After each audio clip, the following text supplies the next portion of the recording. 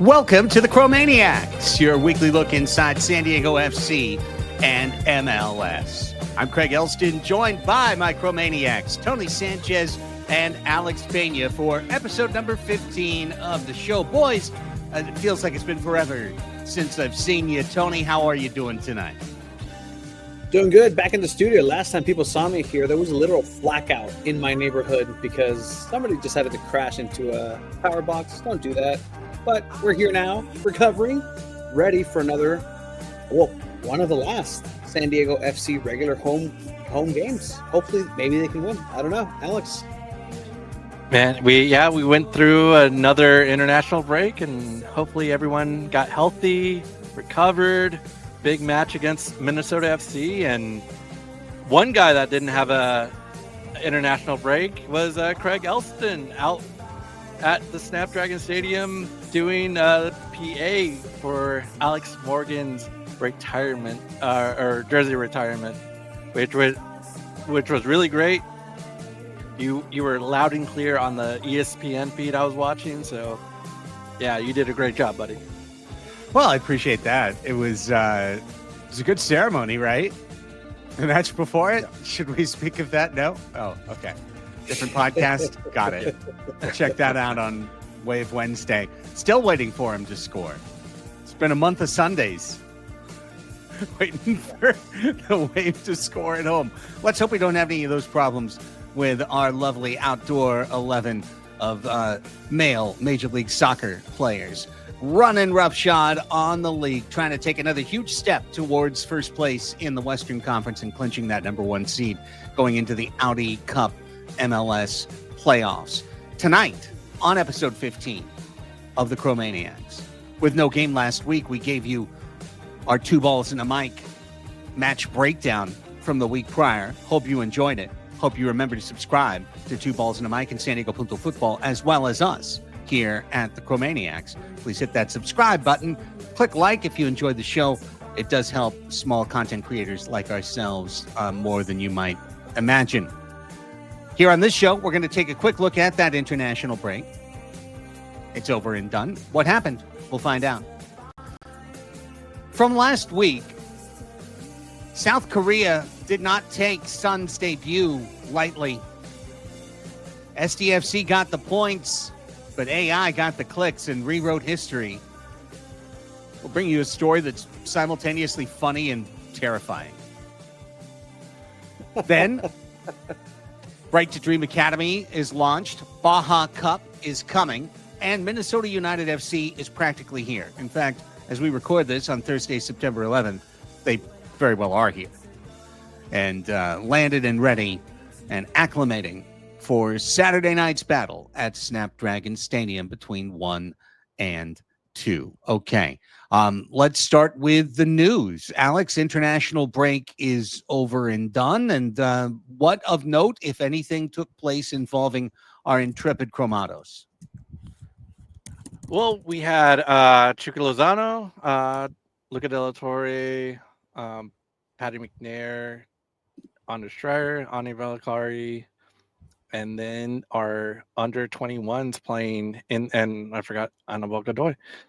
They were all playing in their international clubs, and yeah, we saw a little bit when it came to Chucky. He played a little bit with Mexico. They played a friendly against Japan and South Korea, and he played, a little bit. It was basically the Raul Jimenez, Santi Jimenez show when it came to that squad, and kind of sprinkling in Chucky Lozano as much as they could. But very, very little playing time for him. Anders Dreyer, I didn't really see much when it came to Anders Dreyer, which is a little unfortunate because I think he's been playing great. He's been playing great for us, but when it comes to international standards, I think they want him to probably play at a higher level before he starts to get regular playing time. And Luca De La Torre, I think he started one of those matches, right, Tony? Yeah, and Yeah. he then was celebrated for starting on the bench. Which, you know what? At the end of Yeah. the day, it's closer to the national team as he's been, even at level. Mhm. Like, to be considered is always an honor. The Chucky Lozano, I think, you know what? Some sea legs were stretched in international waters over this break, and it's good to see the players. I think the best news we could say is healthy.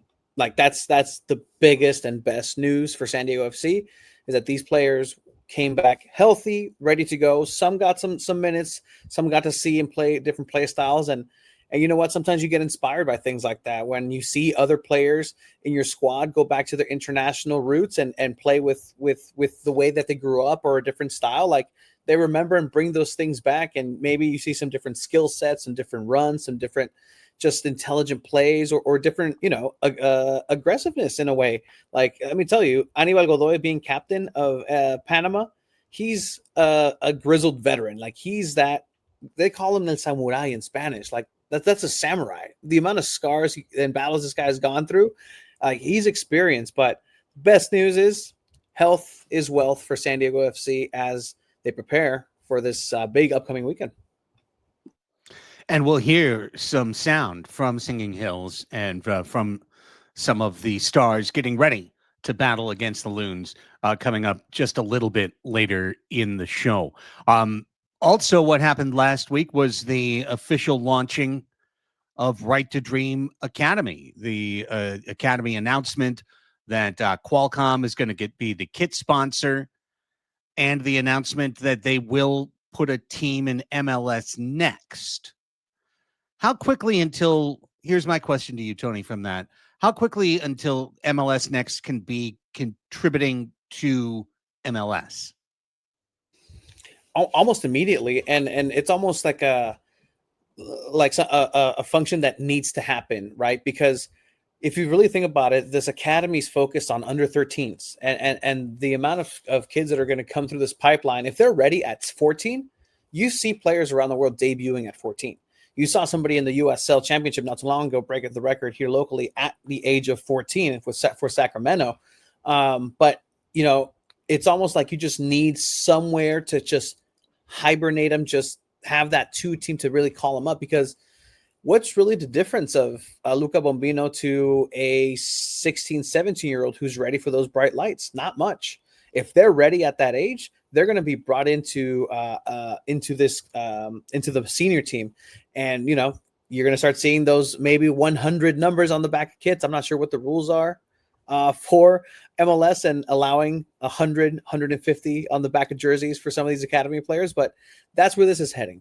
And I think the competition aspect is really going to be good for the younger competition because you have somewhere to send Owen Verhoeven if you need him to recover, right? Liken it to baseball. You have a AAA affiliate that you send somebody to go ahead and get those reps in or just recover from an injury. This is something you can go ahead and have for players going up in the senior team, seeing if they're ready, and then be able to have players ready to go into Open Cup maybe. Hey, 2 tournaments, maybe. Open Cup and Nations League, why not? And just to add real quick, when just the best example that we have right now who's playing for an MLS team in the Philadelphia Union is Kevin Sullivan, who's only 15. He came up last year through an MLS Next team, and then a couple months later got signed to a homegrown contract with Philadelphia Union. So it can happen that fast. And yeah, I know that Kevin Sullivan's probably like 1 in a million, but hey, we have some very talented players here in San Diego. It's been not just recently, but throughout our entire history that we know how to play soccer. We know, we've gone through either San Diego Surf or Albion or Nomads or wherever you go, you come up through that system and then you get placed with the team. And now you're doing that through San Diego FC. You're just going to go through the, Right to Dream, play in MLS Next, and you could come up pretty quickly to play with San Diego FC, the senior team. This is so layered, Craig. Like, now this is an opportunity for players to not have to cross over into Tijuana and have to play for the Xolos canteras, for the Xolos under 20s, for the Xolos, for their version of this MLS Next. And you can keep them here locally, because over there, there's a lot of players that cross the border from United States to go into Tijuana, just to go to practices, just to go to train with Xolos. So now you're taking some of those players and siphoning them here to San Diego. I'll tell you, some of those kids that I just showed here on Right to Dreams Academy that are being focused on were players that were identified of the region, Tijuana, San Diego. They play in both sides. They speak two different languages. The way that soccer is played at a elementary level is so fundamentally different in Mexico to the States. It's incredible that these players are going to be able to have both of those types of just lingos and expressions of the game. And San Diego FC gets to call dibs, and nobody else in the country does. Let's see that advantage play out over the weeks, months, years, and decades, and hope that it's one that truly is lasting. Speaking of something they hope will be lasting, but will begin on Tuesday next week, it's the Baja Cup. That's the name now of the annual friendly get-together between San Diego FC and Xolos of Tijuana, which will begin at Snapdragon Stadium. That's the next time I get to be in the supporters section at the Snap, because Saturday is Four Nations Cup indoor soccer action at Front Wave Arena. So unfortunately, I won't be there. I'll be on our post-match show. Tony will be there. We'll all be watching, and we'll have post-match coverage for you. But Baja Cup, which hopefully we'll have, I mean, we'll see how we want to play it. But let me just be really provincial and say this.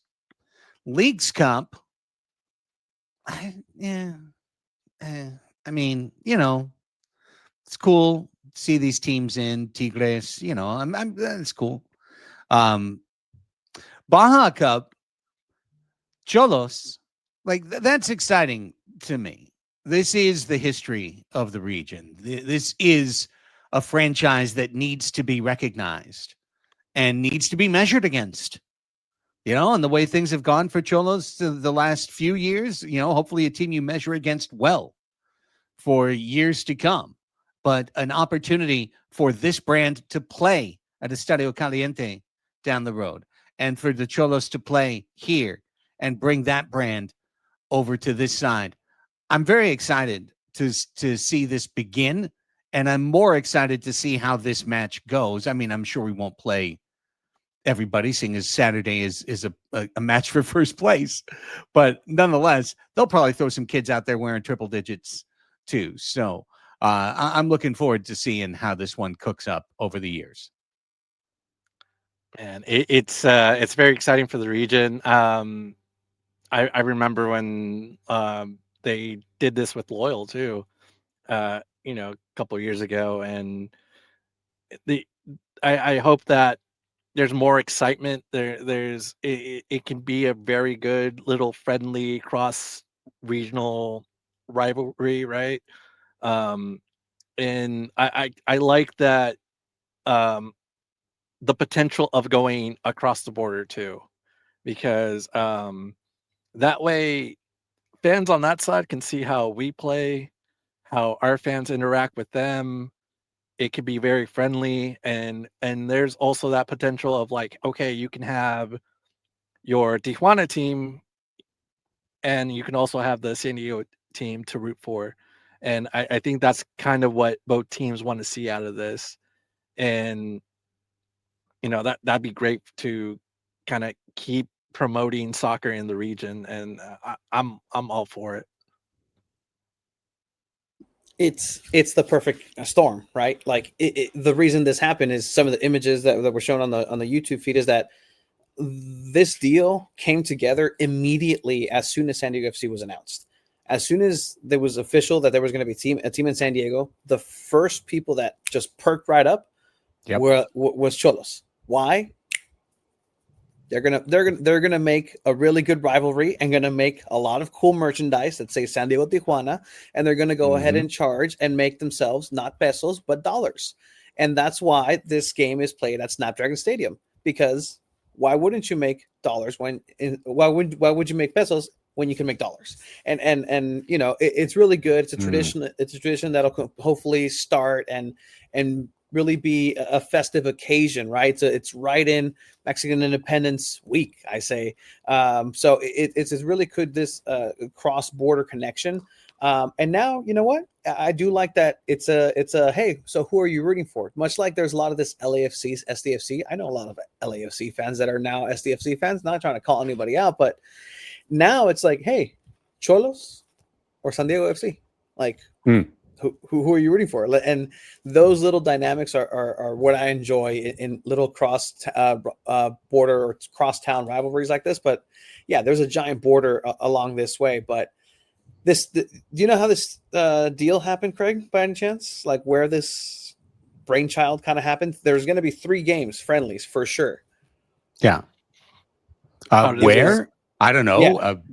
Border X. I don't know where. So this was a late night Las Vegas meeting, and this was all in that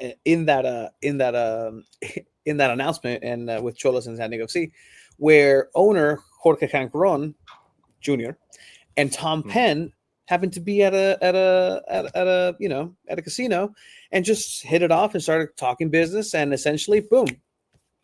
It was christened right then and there and made it official a couple of weeks later, and then you saw him there at the SDFC global headquarters making the announcement. But yeah, just a Vegas deal that put this together, and hopefully, you know, it's a fun little backstory to something that will hopefully be here for a while. Thought you were going to tell me it was in a steakhouse in Chihuahua, settling in with Sonoran beef. That's where real business happens. Yeah, that's what I thought too. Just settle on into Machomos, baby, and see what you can get. Amazing. Well, yeah, I'm looking forward to it, and obviously we'll have more to chat about it on episode 16 of the Chromaniacs next Thursday when we get to that moment. Now, I'm going to throw one more thing in here real quick. So 2 last things before we get to our Minnesota preview. The first, maybe this is very quick and just kind of quaint, but Wednesday morning, I got the chance to go in and do a couple of TV interviews to promote Four Nations Cup with Nick Pereira, one of the stars coming back to the Soccers. Well, a star coming back to the Soccers, quite literally, Tacoma star. But that's all you did there. Nonetheless, at the KUSI interview, Paul Rudy asked a sincere question. He said, if San Diego FC won the championship, would that be worthy of a parade downtown? Would San Diego throw a parade for SDFC? And I said, well, yeah, absolutely.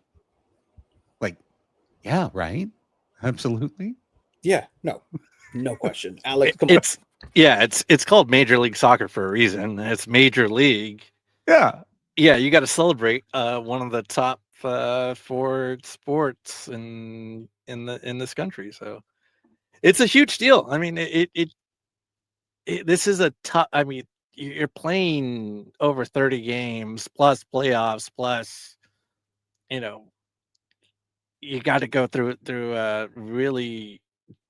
Yeah, it's a difficult road. So it should be a rewarding experience for these guys that in their first year, if they do it in their first year, that's amazing. Like no one's done it ever in their first year except for the Chicago Fire, who won MLS Cup and the US Open.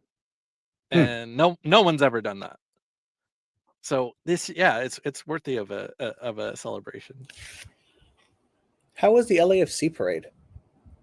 Did they have one? Like, how was like how big is that? Like, again, like, are people going to be, you know, like writing in principal's notes? Please excuse my son because we are celebrating San Diego FC's championship. Like, how big are we talking about? Like, where would be the location? Because like, would they did double-decker bus parade. in Exposition Park, according Okay. to a quick All right. Google. Mhm. Okay. Well, sure. I mean, yes. The answer is yes. There should be a parade. 100%. San Diego Wave were on the way to do one. There was blueprints, and it didn't happen for their championship run. So, you know what? Yeah, 100%. It's an achievement. It's a major league sport, like you said, Alex. And whether or not it's going to be something like we've seen in, say, the city of Philadelphia when the Eagles win a Super Bowl, like. No, maybe not to that magnitude, but the people who are there are hopefully people who not only have been to the games, hopefully, but had paid attention or just had that piqued interest. And there's still time. There's still time before playoffs, right? Like, this is the time where I remember growing up, like, oh, mayor, whoever is deciding to, hey, every Friday, it's this sports day. Everybody's allowed to wear the sports to work. Right. It's I remember thinking Mayor Jerry Sanders was it that he was like, yeah, the no, buildings today is light up blue and gold for the Chargers. Everything's gonna be chrome and azul, and the Buildings MTS light up buses will chrome. say, It's hard. yeah, right. the buses MTS will say go SDFC. Like, Yeah, these little right. things that just happen with a successful team. Like, I'm excited for the city to experience that, because they're going to experience it. Playoffs have been clinched. Like, I don't think I'm talking just hyperbolic right here. Like, this is a fact of life now. San Diego FC's in playoffs. So congratulations, enjoy it. But now it's that preparation. It's the last part of the regular season where we see, they've been doing great 3/4 of the way. What does this last quarter of regular season look like? We've never seen San Diego FC in it, so who knows? Do the wheels fall off? Is this the best peaking moment of San Diego FC? I don't know. That was a good question. I got you know what? Thank you, Paul. Thank you, Paul Rudy. Interesting discussion topic. All right, last interesting discussion topic. No, I mean looking ahead to the matches are important too, but when last we saw our club, they went to Los Angeles, beat LAFC, and spoiled Son's debut with the black and gold. And of course, that's, unfortunate news for millions of fans worldwide, and particularly in South Korea, who I'm sure many of them didn't stay up to whatever hour they had to do or get up at whatever hour to watch the match live. So maybe they relied on the internet for recap videos. Well, in steps artificial intelligence to rewrite history. And shout out to our man Puma, Progressive Puma, to run down multiple of these videos that are crude deep fakes of Son running roughshod on SDFC, scoring 4 goals with 2 assists. Mikey Varas calling out officials and calling out his team for not being good enough to stop Son. And just it's wild. It's absolutely wild. And I mean, obviously on some level, it's very funny to see all these videos go okay, well, choose your own reality. This came across our desk because right here, this still is taken from one of directly our post-game interview, our post-game videos, because we upload our version, the team uploads their own, but this is clearly our angle. It's clearly where we were. And so this came from I recognize that. Yeah. He was answering my question. Is that Leo DiCaprio, hey. But yeah, no, it's troubling, definitely troubling. There's there's people who potentially might believe this, and let me tell you, we're small content creators here, but that's 66,000 views on this 10 days ago. So they're doing something right. Or incredibly wrong. They're doing something, whether it's right or not. I think it's pretty clear it's not. And the comments, if you use the feature to translate, it'll tell you what these comments are, and they're all clear. They're backing up the thoughts of what's happening on the video, and no, yeah, how Mikey Varas, how dare he? How dare he not speak up against the referee? So less of this, please.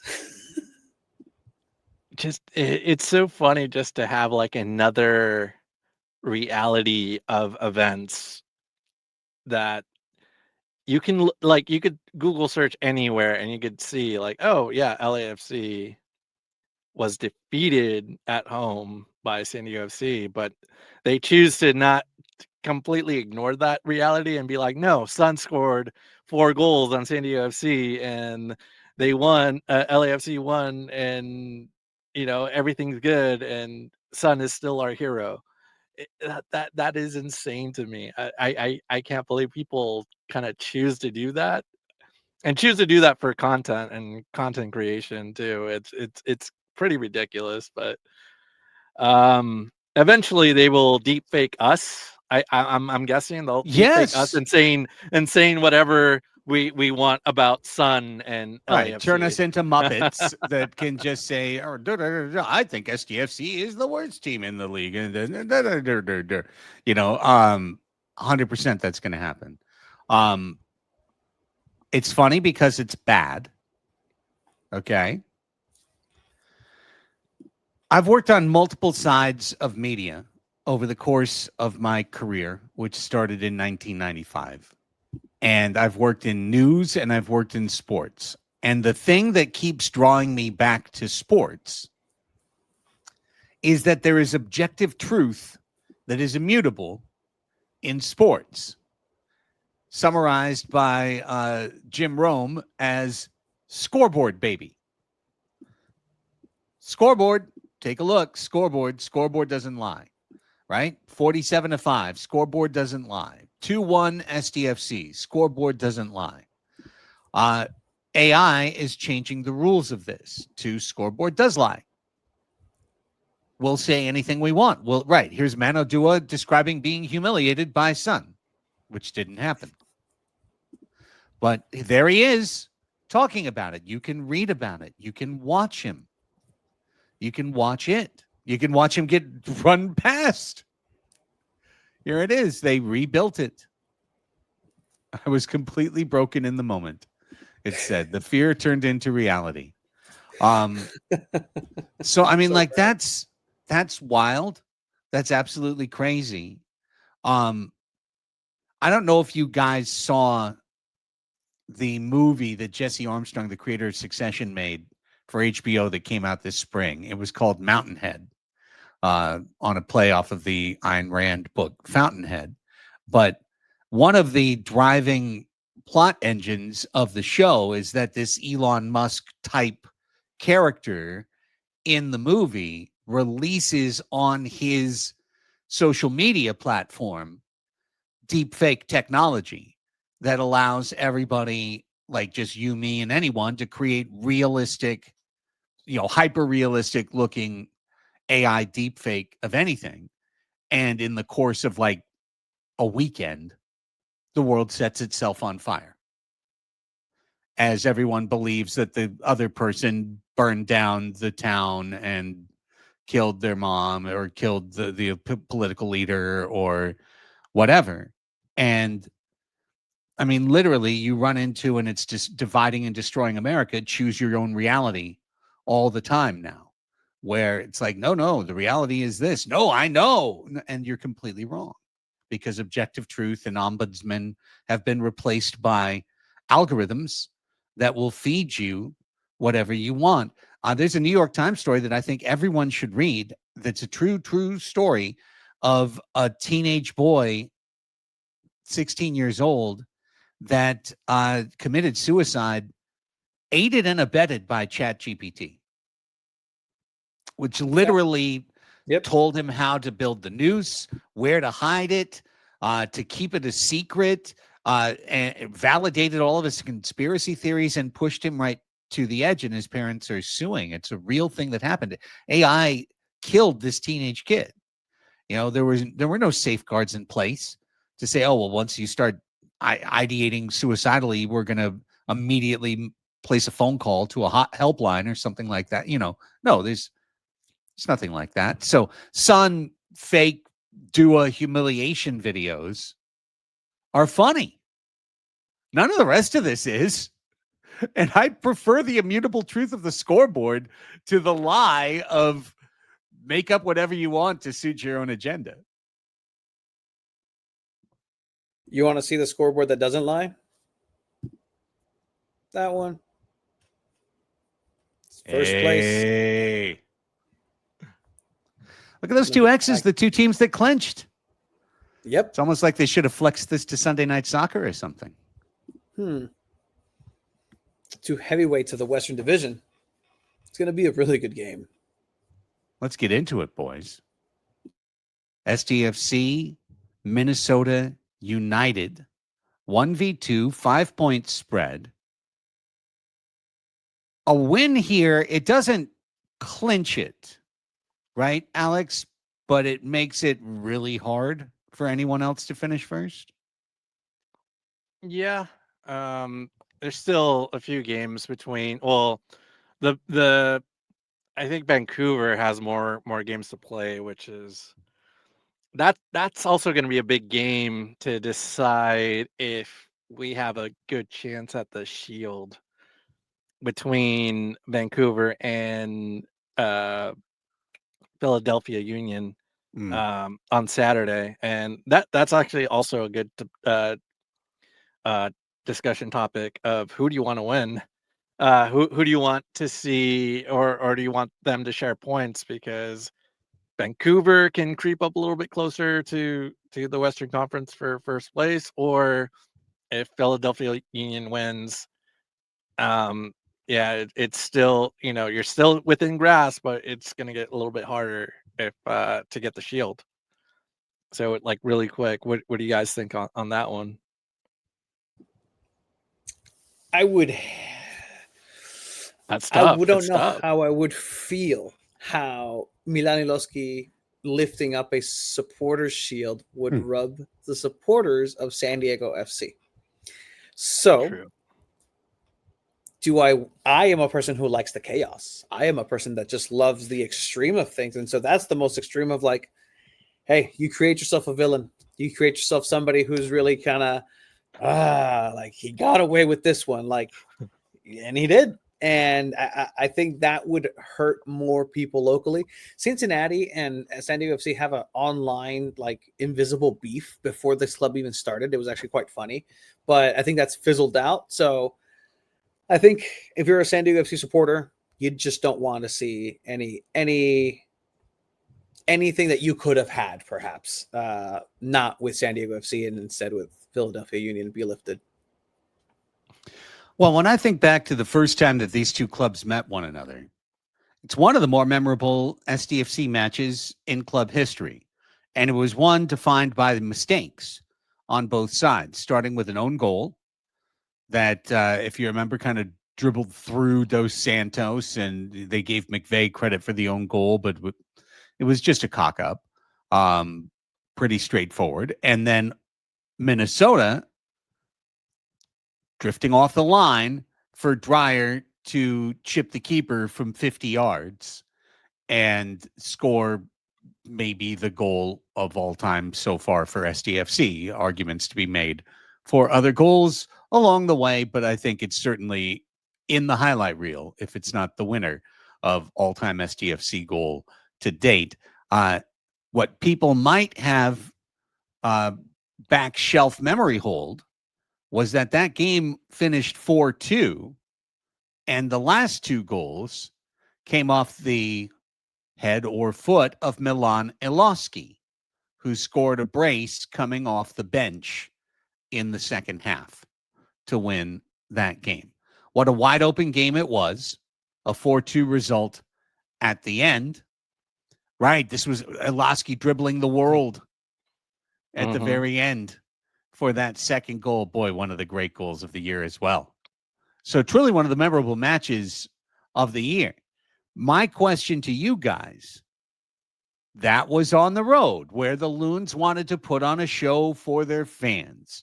Now SDFC wants to put on a show for their fans. Minnesota can sit back in the final third and defend and counter. do you expect to see exactly that on Saturday night?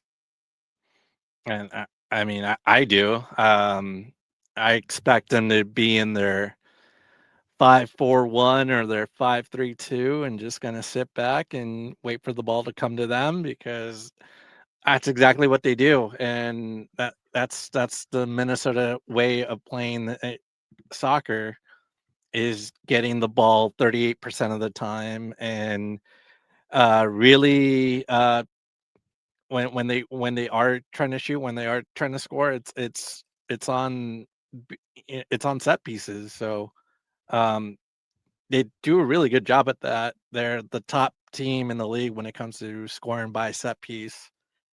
And yeah, I mean, and I think that's kind of where I'm trying to figure out how San Diego FC is going to defeat the low block that we're going to see on Saturday. And I know that they love to try to pass in the center, go through Tverskov, try to find the gaps, but there's usually nothing there. And you really need a crafty playmaker, usually a midfielder, usually that can really take the ball and make some plays there. But what I really want to see is the fullbacks, the Bombino and whoever is going to be opposite of Bombino, to kind of take the ball a little bit further and just drop in some crosses, kind of like if they're corner kicks, and use a guy like Ani Balakari. He's a pretty big guy, and try to header those shots in, because they're not going to be trying to score anyway. Those are 50-50 balls, um, and I know that's not their style. I know the way they want to play, but as I saw last time, the San Diego way of playing can be adapted. I saw them parking the bus against LAFC, and I believe that's not in the script that Mikey Varas was given at the beginning of the season. So I want to see more out of the fullbacks, because they're going to play like a crucial role in this if they really want to score. Um, Unless it's or you're gonna have some center backs unmarked, but I think with the high line that they play, you really want them to be the last line of defense if somehow the Minnesota gets the ball and they're trying to score on a counter. So yeah, there's a lot of questions. I really want to know what the coaching moment, what the teaching moment here this week has been for Mikey Varas. Well, Yeah, let's I talk mean, this about is how two things have changed, Tony. Go ahead. Sorry. Yeah, I was just gonna say, like, this is a team that is very crisp and very clean in the way that they play and possess with the ball in San Diego FC. And Minnesota's that team that's patient. It's going to wait for you to make the mistake. Last game was a 2-2, if not 4-1 Milanowski, and that's the exact kind of matchup that we had, a 2-2 draw, and it's fair. And so I could definitely see that happening again. But it's just a matter of who's that deciding factor. Is it going to be coaching, like you said, Alex? Is it going to be a player? Is it going to be circumstance? I don't know, but either way, it should be a really good match overall, just as a chess match, even. Mm-hmm. And with the club that you still have to think about, Vancouver, because they and the Sounders with 2 matches in hand, but Vancouver close enough that if you tacked those 2 games on as both wins, they go from 49 to 55 points, and they'd be 1 effective point behind SDFC. The question I was going to ask is kind of a meta was, isn't this a must win for Minnesota and just a must result for San Diego? We lost the Oloski draw, and now the final is 2-2. When you said that, it just kind of lit a light in my head, Tony. I'm like, well, 2-2 would be okay on Saturday, wouldn't it? Yeah. If yeah, this is a must win for them. I mean, they're knotted up with matches as we are at 29 apiece, and then Saturday will be 30 with 4 more matches to go. So they're running out of games to try to catch up with us. So yeah, it's a must win if they're trying to get ahead of us and be in first. With it, even if Minnesota does win, they'll be behind 2 points. But I just I feel like San Diego FC has more of the advantage. I do want to see San Diego get back to the San Diego style of playing.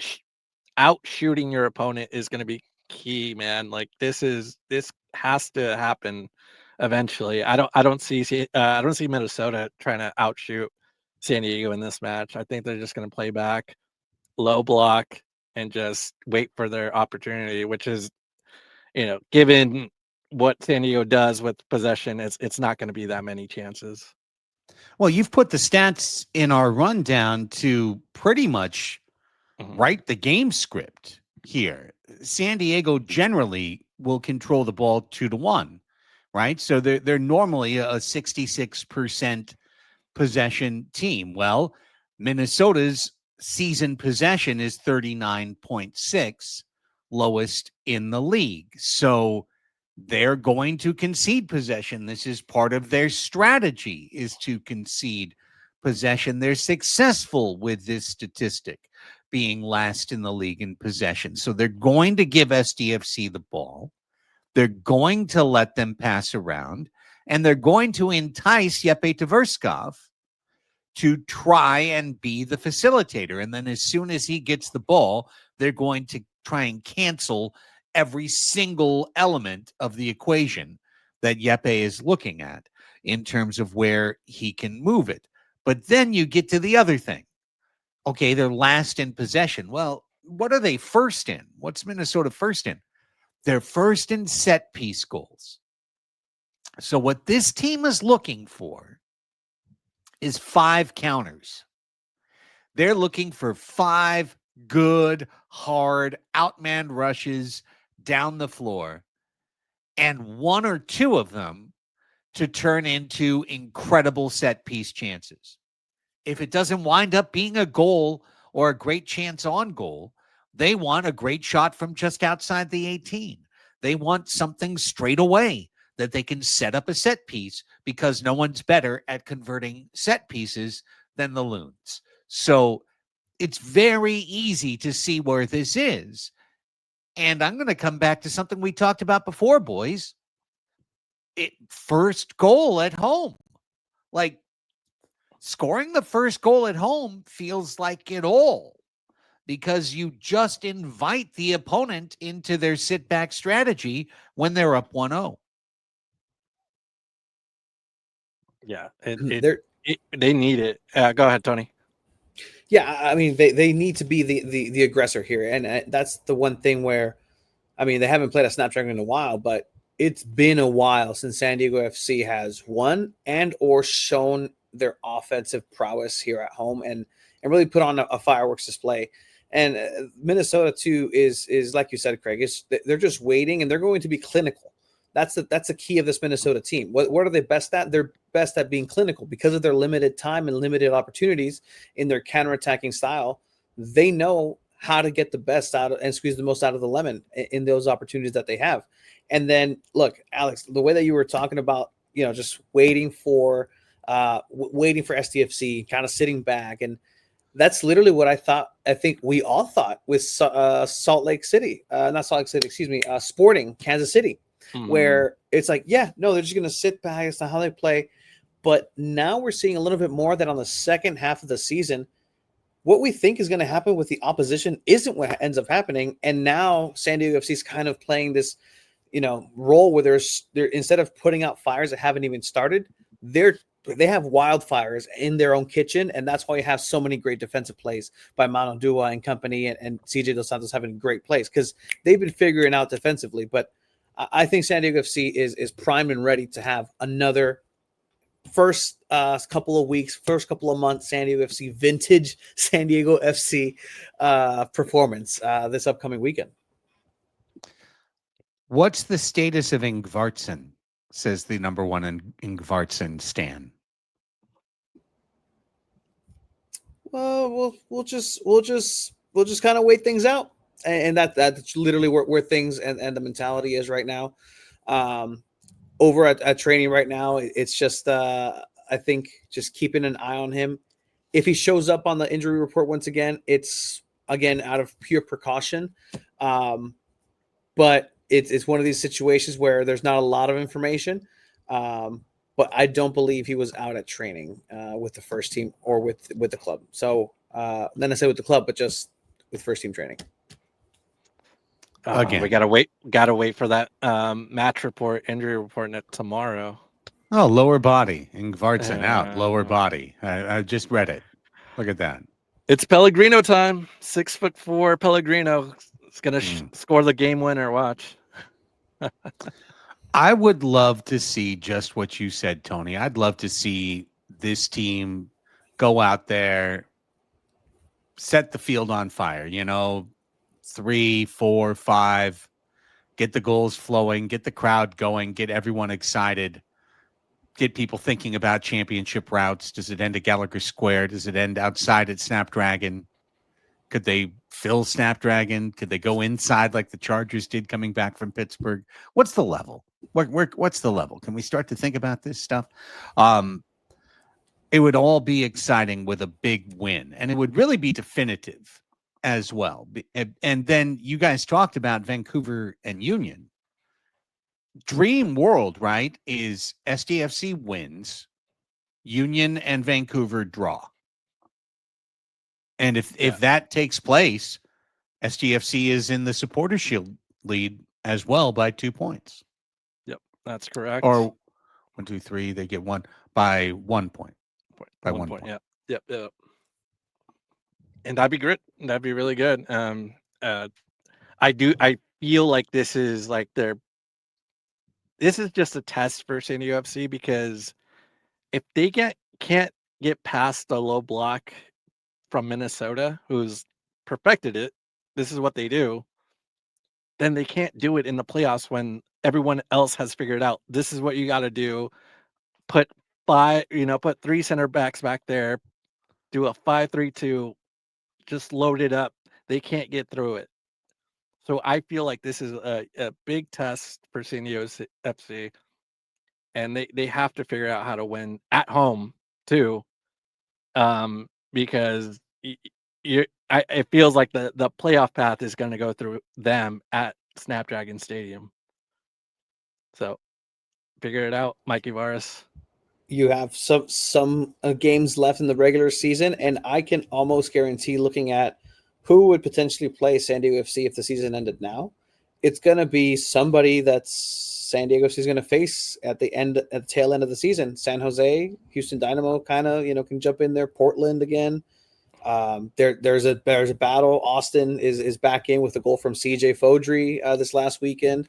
So it's the time. It's the time to really kind of harness that playoff mentality. And Mikey Varas has been honest about that. That's what he wants. Like, he's not going to rest players. He wants his players and teams to be as sharp as they can be into the playoffs and not lose that momentum. So we'll see what this means. And if that means we should expect a playoff performance this weekend, then we'll see where this team really is in terms of health, in terms of, what they're preparing for this final section of the regular season.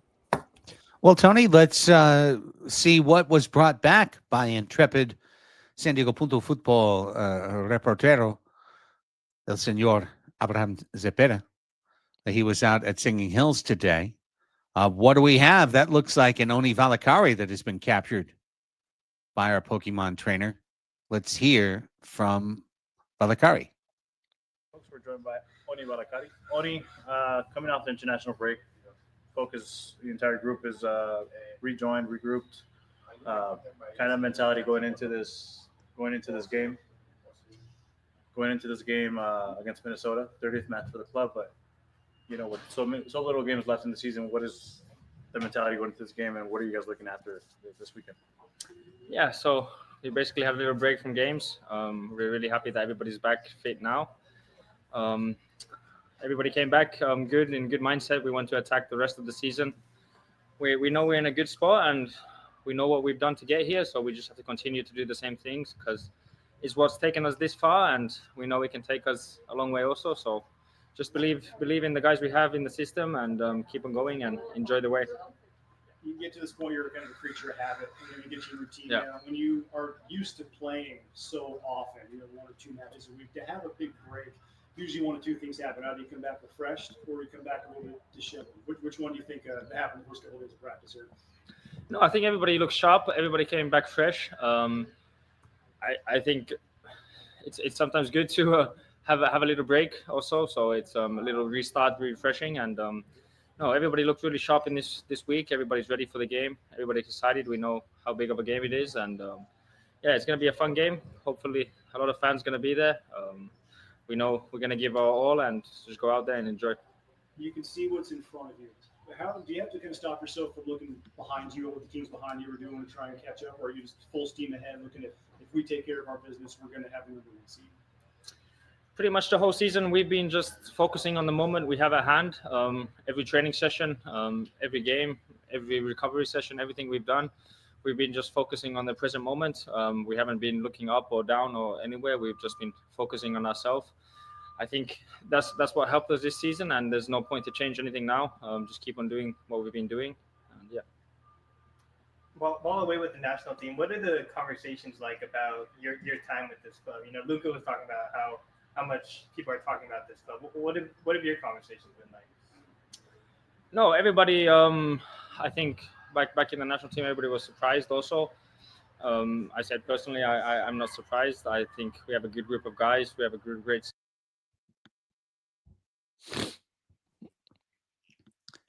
All right, good stuff from Oni Valakari. All right. I thought, I wanted to hear the rest of that, Tony. I heard a good football question there. Checking in. Intrepid reporter Abe. Hey, listen, I appreciate everybody who comes on out to Singing Hills and covers San Diego FC. All questions are nice, and all questions are welcome. Nonetheless, the system continues for our boys, Los Cromados. Who else was available to discuss this match as opposed to just the philosophy of, well, what happens if did you take a break? Will you come back rusted or rested? A sports question all-time trope. Hang on, Tony is in spinny mode. Oh man.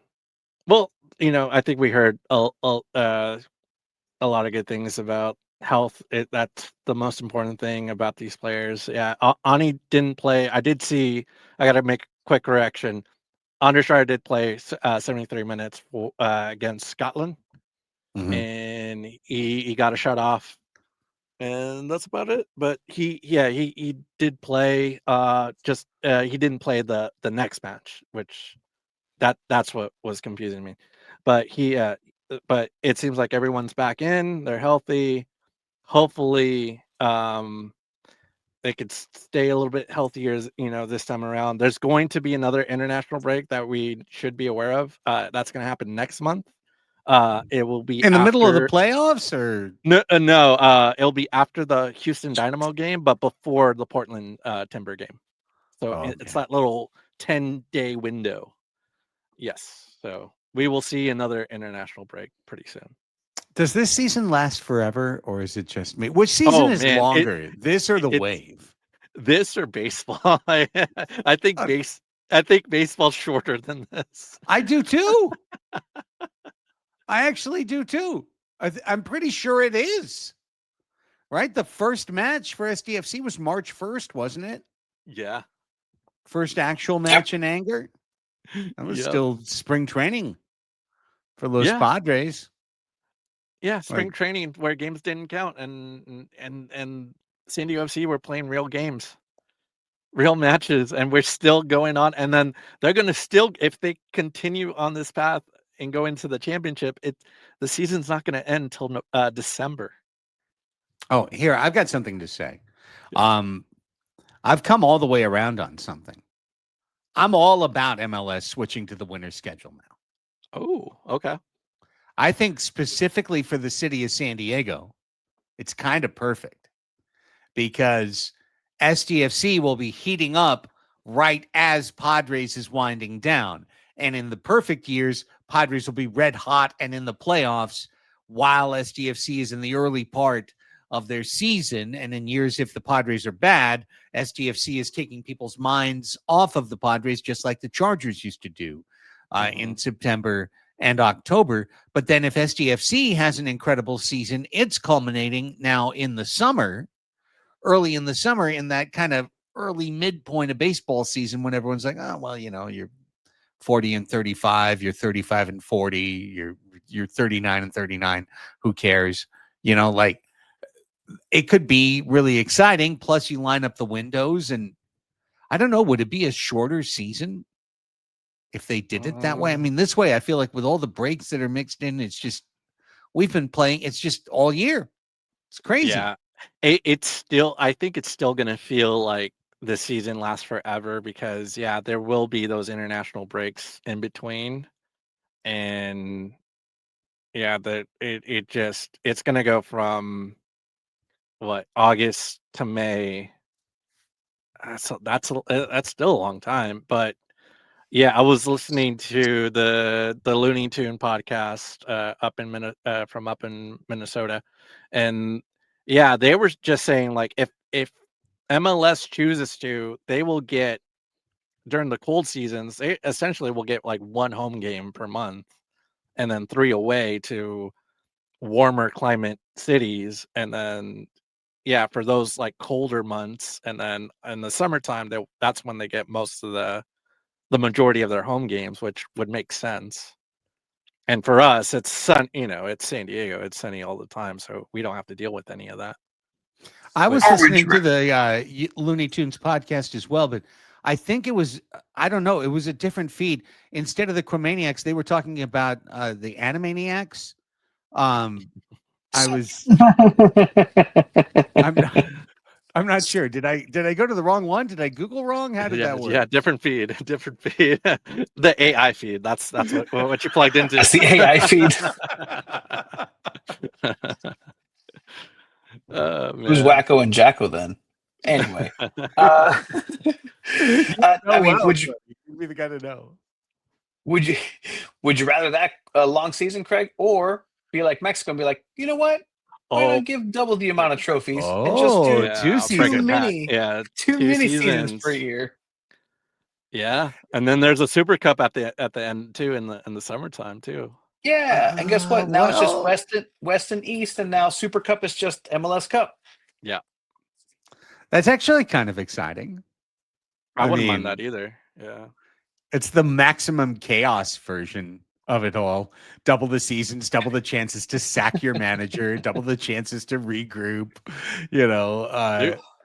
Maximum Liga MX chaos.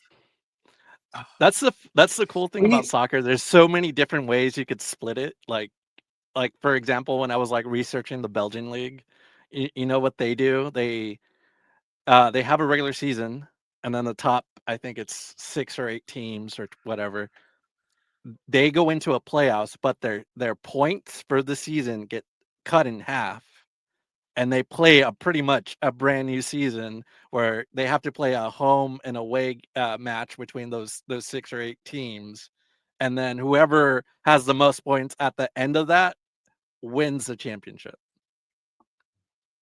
It's insanity. It's insane, and like that's why soccer is this. It's like there's so many different ways to do it. That's some next level footballing. Hey, let's get aggregates introduced first, maybe in America, and then we'll start talking about different. No, I love it. Just wait till the 3-game series, guys. Oh yeah, just wait. Tony's gonna love that. 3-game series. It's giving me aneurysms just thinking about it. Like just the thought of a series. What? I could lose 7-0 and still make playoffs and still beat what? No, you lost 7-0. You should be excommunicated from the league for a year. Tony, I got one word for you. Mini game. Yeah, that's right. I think so. I think so, Craig. Let's do it. I think Introduce honestly, it to MLS. I wasn't mad at shootouts in MLS. Oh, yeah, It's remember literally those? giving goalkeepers a fighting chance.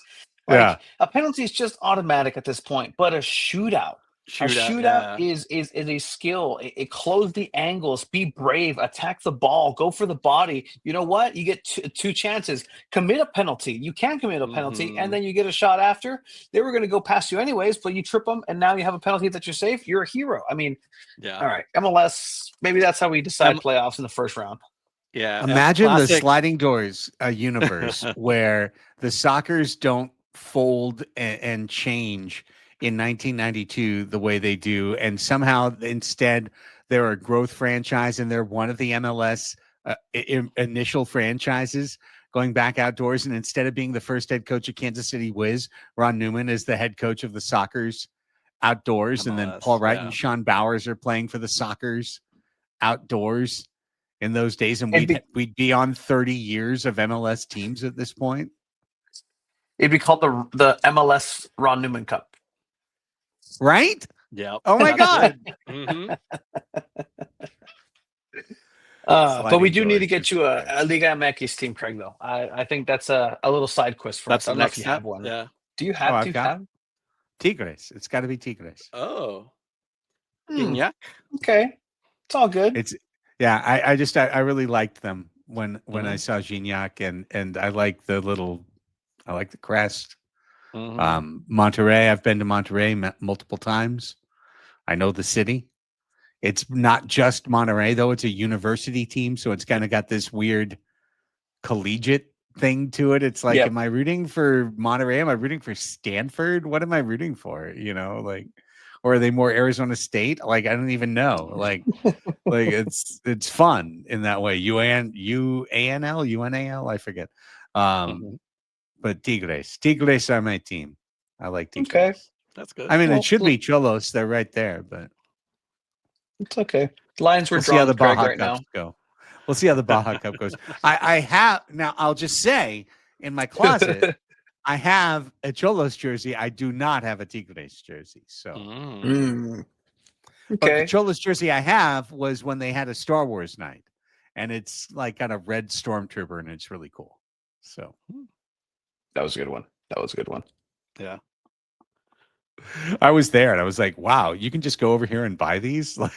It was amazing. It was like 60 American bucks or something. It was not a hard sell for me. It was an easy sell. Oh man. I really want this series eventually, hopefully Baja Cup, to go to Tijuana. Just for the tacos, just so I can no, it's got to go to Tijuana. Tacos at Paisa, just before the match, and get my tacos, go in, have a few drinks. Put a bet at Caliente. Oh, yeah. Walk across, go back, couple of dog races, like either even out or spend the winnings, either way. Yeah. They've got the patio with the dobles, but the Palomas, it's just like tequila and Sprite. But still, they're just pouring it. It's like, here you go. Here you go, Paloma. It's Sprite with tequila. But here you go, Paloma. I can't wait. It's got to go to Tijuana. Yeah. Then we do a full Chromaniacs trip. Oh, yeah. All of us go together. We go to Taco Alley. We go to Caliente. We make the walk to Estadio. We do the whole thing. And more is there. If we really want to push it, I've had a favor to call in for the past couple of years of having a podcast on the center field of Caliente, and it's just a matter of asking. So if the next SanDiego.Futbol roundtable is we can make that happen. Just do it in midfield. Yeah. I'm down. Let's go.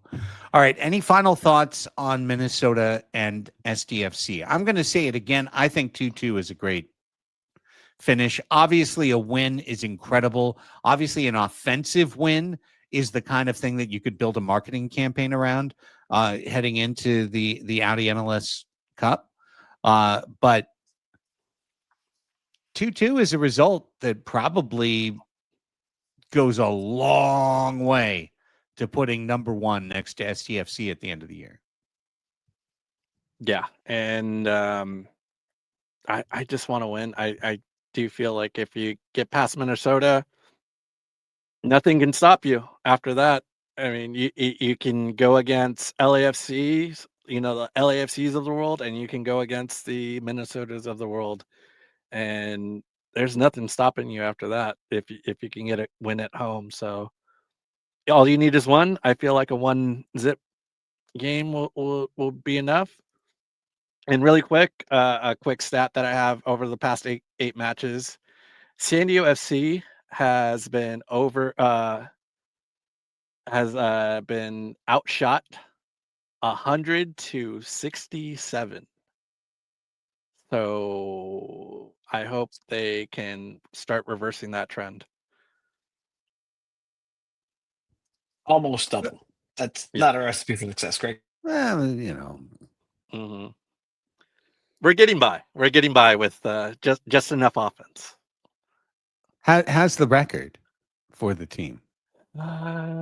We've been winning. I mean, Would you trade shot differential for results? Yeah, I mean, we've been outscoring teams 10-5. So that's the thing. It's like we've been on point and being very efficient with our shooting, but eventually it seems like in MLS, who knows? It's a wacky league, but in other leagues, in Europe leagues, eventually that dies off. Eventually you have to start shooting again and being on the offensive and being on the front foot. But yeah, hopefully, I think Mikey Varas has said that he wants to really focus on that in the final few weeks that they have in the regular season before the playoffs start. Where that really works is tournament style, where you're trying to really kind of squeeze out a tie or get that win, and you don't have to score. But in a tournament, if you get past the group stage, that means that you've either won the game or tied a game. You move into playoffs where it's a knockout, bang bang.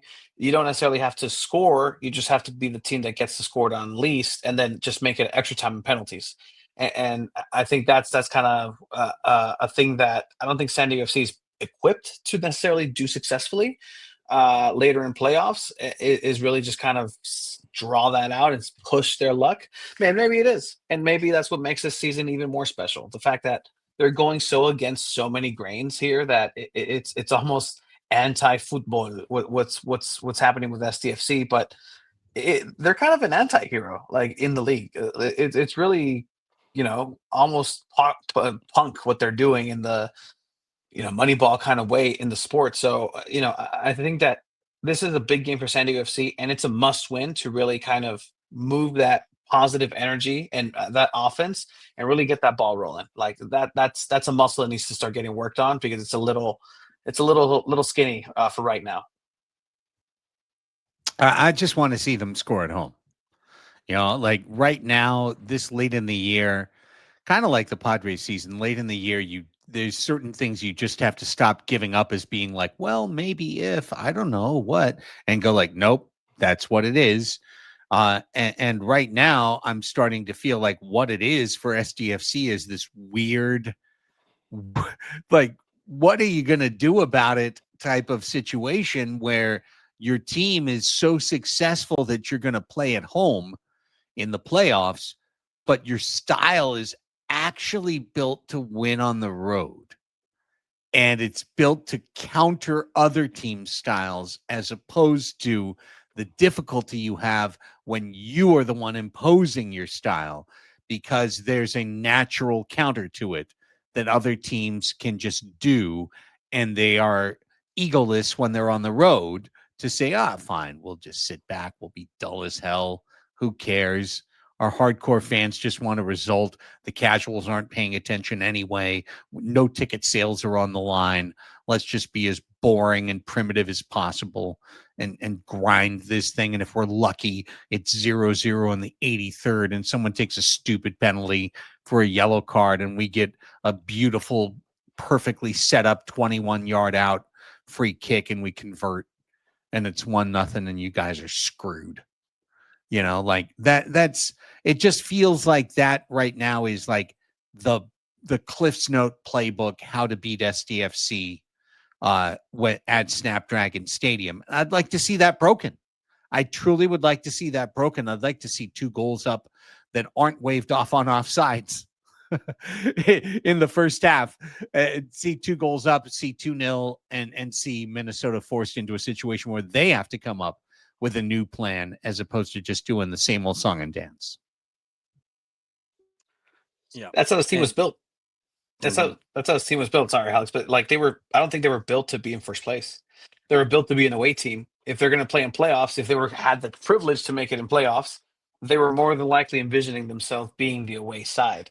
So now it's kind of restructuring this long-term plan and this long-term goal of being able to go away and get results to now like, no, like you shouldn't be afraid almost to be at home, because I think there's that little, thought in the back of people's mind of like, we are better away. Do we really want to be at home? Should we really be this good? Should we kind of like come on back? And the answer is like, no, you should be proud of it, but you should be ready for that moment. The only player that really believed in this whole project was Chucky Lozano. He keeps saying like since the beginning he believed in this team, but I heard Patty McNair this morning say, me and some other guys, we weren't sure this is going to be a top of the table team. That was so funny to me. But yeah, Chucky believed, but everyone else is like, oh, okay, we're actually a good team. We're going to do this. Maybe. Amazing. Well, Saturday night, we'll find out. The Loons and the Chromados and the Chromaniacs with a post-match podcast, breaking it all down. Tony live at Snapdragon Stadium. Craig from a hotel room. Alex from home base, right where he is, ready to bring you all of the excitement, all of the storylines, all of the sound after SDFC and Minnesota lock boots on Saturday night. That's going to put a wrap on episode 15 of the Chromaniacs. We can't wait for the weekend. Xolos to follow on Tuesday, episode 16 to follow on Thursday. Tony, your media empire,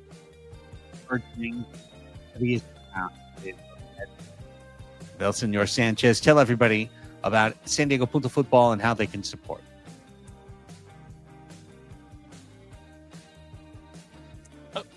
We lost Tony? Nope. Or I'm okay. okay. It's all It's broken. good. As you can tell, like it's been a week here at home base for us, SanDiego.Futbol. The 2 balls in a mic platform. It's all good. We're gonna invest in more in heavier Wi-Fi, but this is what happens when you're literally half a mile from the border. Sometimes you get the Movistar internet, but SanDiego.Futbol, 2 balls and a mic, everything on the website. Follow us. We'll be out there post-match on the same channel, and follow everything we do, SanDiego.Futbol. If you'd like to send Tony a super chat on YouTube to help his internet, please send it along. And Alex, how about for yourself? Yeah, I'll be quick before the stream breaks up. Chromatic FC on Substack, and just follow me there. Preview tomorrow. And for myself, I host 3 podcasts, Padres Hot Tub. You can always support that at patreon.com/Padres Hot Tub, or just go to Padres Hot Tub on any Padres or any podcast platform, and you can find it, as well as Crossing Streams. There'll be 2 new episodes out by the time the weekend is over. You can find that on all of your podcast platforms as well, covering Platonic on Apple, covering The Paper on Peacock, and a separate podcast updating the middle episodes of Alien Earth, which has been really, really good. And lastly, you can follow me on Instagram at 619 Sports and Life. I'll be out at the Wave match on Friday night. Go to Front Wave Arena, frontwavearena.com, if you want to see USA Mexico Sunday with myself and Tony. We'll have 4 broadcasts on YouTube, Saturday at 3 and 7 p.m. With myself and Brian Farber, and then me and Tony Sunday 1 and 5 p.m. on YouTube. So check all of that out. indoor soccer fans, outdoor soccer fans, all together as one. And we'll be back with post-game coverage on Saturday night and with episode 16 next Thursday. Until then, for Tony and Alex, I'm Craig. Vamos, SDFC.